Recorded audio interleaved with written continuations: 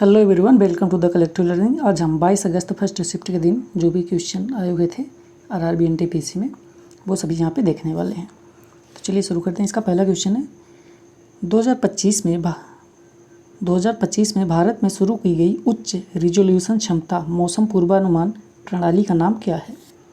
तो इसका सही उत्तर क्या होगा? HIMSS resolution integrated meteorological support system.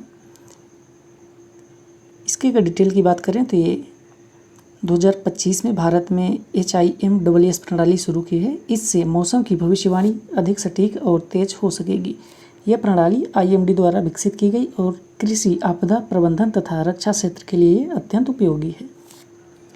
अगला क्वेश्चन देखते हैं। Question number 2। भारत में किस दस्तावेज के द्वारा अंग्रेजी शिक्षा को बढ़ावा दिया गया था? तो इसका सही उत्तर क्या होगा? सही उत्तर होगा 1835 में लॉर्ड मैकाले के मिनट्स ऑन इंडियन एजुकेशन द्वारा अंग्रेजी शिक्षा को भारत में बढ़ावा दिया गया था। इसका उद्देश्य भारतीयों को अंग्रेजी माध्यम से शिक्षित करना और ब्रिटिश शासन के लिए प्रशासनिक सहयोगी तैयार करना था।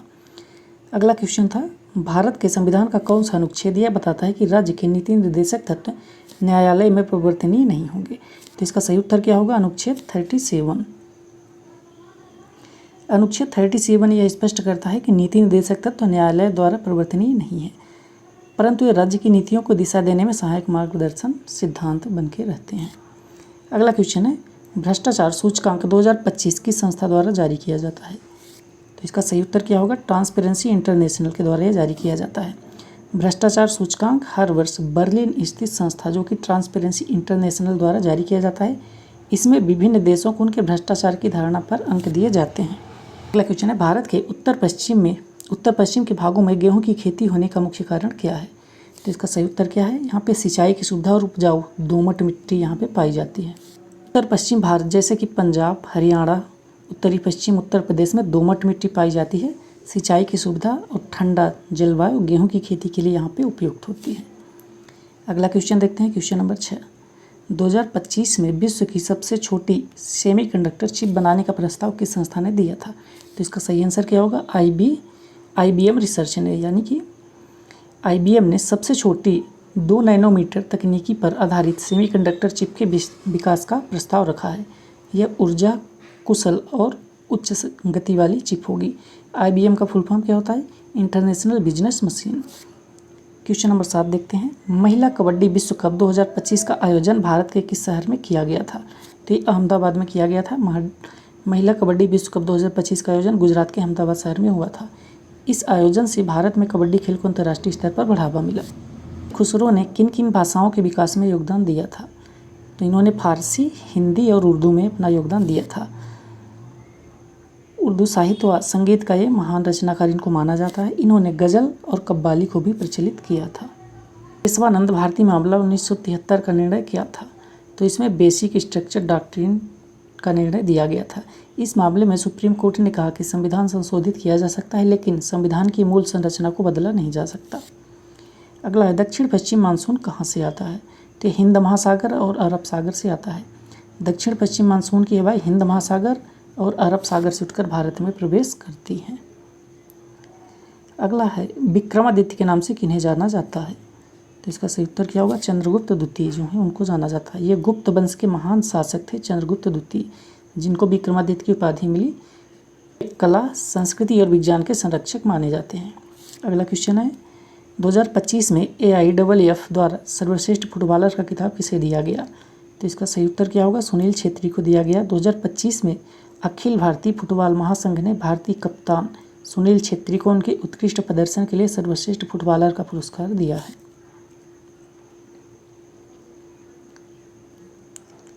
अगला क्वेश्चन है, पहली पंचवर्षीय योजना का मुख्य उद्देश्य क्या था?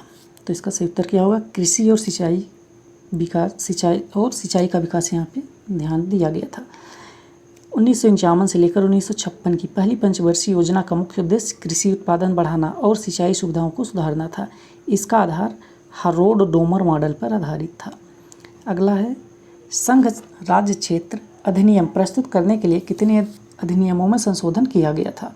तो इसमें 3 अधिनियम में संशोधित किया गया था कि नए केंद्र शासित प्रदेशों का गठन हो सके। अगला है क्वेश्चन नंबर 15, राज्यसभा में रेलवे संशोधन विधेयक को किसने पेश किया था? तो यहाँ के रेल मंत्री के द्वारा प्रस्तुत किया गया था। रेलवे से संबंधित सभी संशोधन अधिनियम संसद में प्रायः रेल मंत्री ही प्रस्तुत करते हैं। तो अगर पहले के रेल मंत्री रहे होंगे तब तो पीयूष गोयल जी ने किया होगा, और अगर अभी की बात कही होंगे तो अश्विनी वैष्णव जी ने पेश किया रहा होगा। फाइल या फोल्डर का नाम बदलने के लिए शॉर्टकट की क्या होती है? तो इसका सही उत्तर क्या होगा? F2 कुंजी का उपयोग किया जाता है, यानी F2 शॉर्ट की का उपयोग किया जाता है। अगला है लिटरल फॉरेस्ट किससे संबंधित होते हैं? तो ये समुद्र तट क्षेत्र से संबंधित होते हैं, यानी कोस्टल एरिया से। लिटरल फॉरेस्ट समुद्र तट के निकट पाए जाते हैं। इनमें मैंग्रोव जैसी प्रजातियां प्रमुख रूप से पाई जाती हैं। अगला है स्वर्ण जयंती ग्राम स्वरोजगार योजना किस वर्ष शुरू की गई थी? तो इसको 1999 में शुरू किया गया था।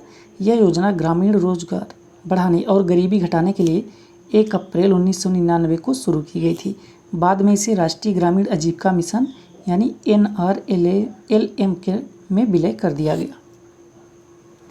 अगला क्वेश्चन है human development index Amartya Sen और किसके द्वारा शुरू किया गया था? बेसिकली यहाँ पे ये पूछा गया कि ह्यूमन डेवलपमेंट इंडेक्स किसके द्वारा बनाया गया। तो इसका सही उत्तर क्या होगा? अमर्त्य सेन और महबूब उल हक के द्वारा बनाया गया था। तो HDI की संकल्पना अर्थशास्त्री अमर्त्य सेन और पाकिस्तान के अर्थशास्त्री महबूब उल हक ने की थी। इसे UNDP द्वारा 1990 से जारी किया जाता है। अगला संवहनी वर्षा किसे कहते हैं? तो इसका सही उत्तर क्या होगा? गर्म हवा के ऊपर उठने से होने वाली वर्षा को संवहनी वर्षा कहते हैं। यानी इस तरह से ऊपर उठ करके जो हवाएं जाती हैं गर्म होकर वही संवहनित मतलब ठंडी होकर फिर नीचे बारिश करती हैं। जब सूर्य की गर्मी से हवा तेजी से ऊपर उठती है और संघनन के बाद वर्षा होती है तो उसे संवहनी वर्षा कहते हैं। यह सामान्यतः भूमध्य रेखीय क्षेत्रों में पाई जाती है।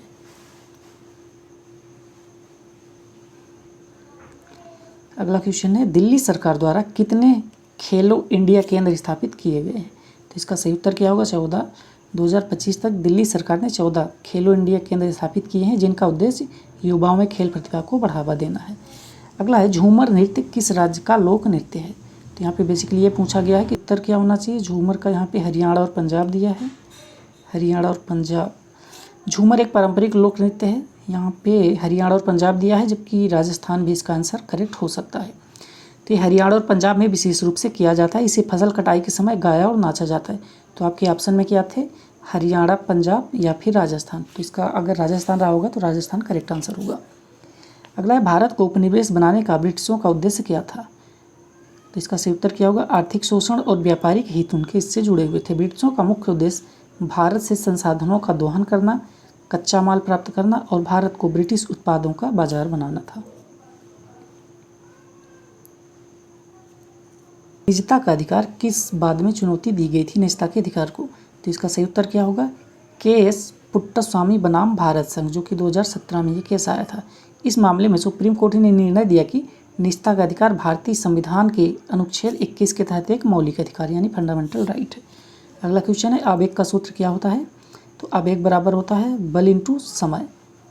यहाँ पे आप देख सकते हैं जब किसी वस्तु पर एक निश्चित समय तक बल लगाया जाता है तो बल और समय का गुणनफल आवेग कहलाता है। अगला क्वेश्चन है यहाँ पे क्वेश्चन नंबर 26। अनुच्छेद 235 किस क्षेत्र में SC और ST के लिए आरक्षण की अनुमति देता है? तो इसका सही उत्तर क्या होगा? सरकारी सेवाओं और नियुक्तियों में। अनुच्छेद 235 कहता है कि SC और ST को सरकारी सेवाओं और नियुक्तियों में विशेष प्रतिनिधित्व आरक्षण दिया जाएगा। DRDO द्वारा विकसित स्क्रैमजेट इंजन में 1000 सेकंड से अधिक सुपरसोनिक दहन के लिए सुपरसोनिक दहन कहाँ प्राप्त किया गया था? तो इसका सही उत्तर क्या होगा? हैदराबाद में प्राप्त किया गया था। DRDO की हैदराबाद स्थित DRDL ने अपने स्क्रैमजेट कनेक्ट टेस्ट फैसिलिटी में 25 अप्रैल 2025 को एक्टिव कूल्ड स्क्रैमजेट सबस्केल कंबस्टर का लंबी अवधि यानी कि 1000 सेकंड से अधिक तक सतह परीक्षण सफलतापूर्वक किया, जिससे सुपरसोनिक वहन की क्षमता सिद्ध हुई। क्वेश्चन है गूगल बीम क्या होता है? तो ये क्या होता है? एक डेटा ट्रांसफ़र तकनीकी होती है। गूगल बीम एक NFC आधारित तकनीकी है जिसका उपयोग मोबाइल डिवाइसों में तेज़ी से डेटा साझा करने के लिए किया जाता है। अगला है रैयतवाड़ी व्यवस्था क्या है? तो ये किसानों से सीधे लगान वसूलने की व्यवस्था इसमें थी रैयतवाड़ी में। रेतवाड़ी व्यवस्था मद्रास बॉम्बे प्रेसिडेंसी में लागू की गई थी, जिसमें किसान सीधे सरकार को लगान देते थे। बिलोचियों की भूमिका यहाँ पे नहीं होती थी। अगला है रॉन्टजन आर का मान कितना होता है? तो इसका सही उत्तर क्या होगा? विकिरण की एक माप है। एक रेंटजन बराबर होता है 2.58 इंटू 10 का पावर -4 कूलम प्रति किलोग्राम हवा। अगला क्वेश्चन है, सुप्रीम कोर्ट और हाई कोर्ट किस अनुच्छेद के अंतर्गत रिट जारी करते हैं? उत्तर क्या होगा? आर्टिकल 32 जिसके अंतर्गत सुप्रीम कोर्ट रिट जारी करता है, और आर्टिकल 226 जिसके अंदर हाई कोर्ट जारी करता है। मौलिक अधिकारों की रक्षा के लिए सुप्रीम कोर्ट अनुच्छेद 32 और हाई कोर्ट अनुच्छेद 226 के अंतर्गत रिट जारी कर सकते हैं या फिर करते हैं। तो इस तरह से जितने भी क्वेश्चन फर्स्ट शिफ्ट के मुझे मिल पाए वो सभी मैंने यहाँ पे करा दिया। मैं ट्राई करूँगा कि सभी मतलब कई 4-5 दिनों के जितने भी पेपर हुए हैं गैप के बाद 18 तारीख से इन सभी को मैं एक साथ कंबाइन करके एक लंबा वीडियो बनाऊँगा और सभी जीके जीएस के क्वेश्चन उसमें शामिल करूँगा। तो आप इसको ज़रूर देखिएगा। यहाँ तक आप आ गए हैं तो वीडियो को लाइक कीजिए, चैनल को सब्सक्राइब कीजिएगा।